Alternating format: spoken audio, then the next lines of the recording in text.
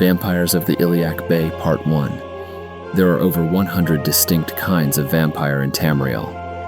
The Iliac Bay region alone has 9 variations with unique powers and abilities. I have this information not only because I have been researching this blight of the world for the last 10 years of my life, but because for the 7 years before that, I was one of the creatures. Vampirism is a disease, like brain rot or cholera, but far, far more insidious. One can become a vampire through certain magical items, or by the curse of a powerful wizard. But the most common cause is the bite or scratch of a vampire. There are no symptoms of vampirism except this: if the victim sleeps after the attack, but before he becomes a vampire, his sleep will be plagued with nightmares. During this 2 to 4 day period, when the disease has been spread, but the victim is still mortal, most any temple healer can remove the curse of vampirism. There will be no further warning. I do not remember dying. I had been a scout for an order of knights, which shall go nameless for this. A daughter of a local nobleman had been kidnapped by a mysterious character, and my captain had located his hideout. Deep in the dank underground chambers, I searched until I found the girl, or what remained of her, a corpse the color of snow, drained of every drop of blood. I knew what the mystery man was right then, but he found me before I found the exit out. He took a good-sized hunk out of my fighting arm before I managed to outrun him. I figured I was lucky to be alive. Some luck. My trip back to the knightly order was a 5-day journey. I decided to get some rest early to get my arm in better shape in case I found any more trouble.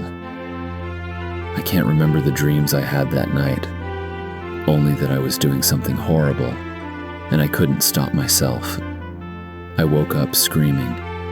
The next night, at an inn a little closer to my destination, my sleep was deep and dreamless. On the 3rd night, I died.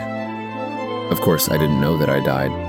I had gone to sleep in a nice warm feathered bed, and I woke on a cold, wet stone mortuary slab. Dazed, I opened the door to the mausoleum I was in, which I think must have been locked. I was in a cemetery not far from a town I knew, so I wandered in. It was late at night, so there were precious few souls in the streets. I paused to read a public notice and noticed the date. The date was 2 weeks later than I thought it must have been. As I puzzled over that, I saw a girl, a wench at my favorite tavern in that town, wandering toward me. I hailed her. She ignored me.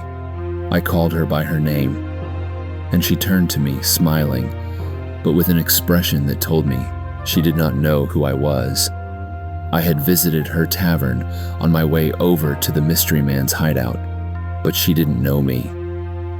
I told her my name.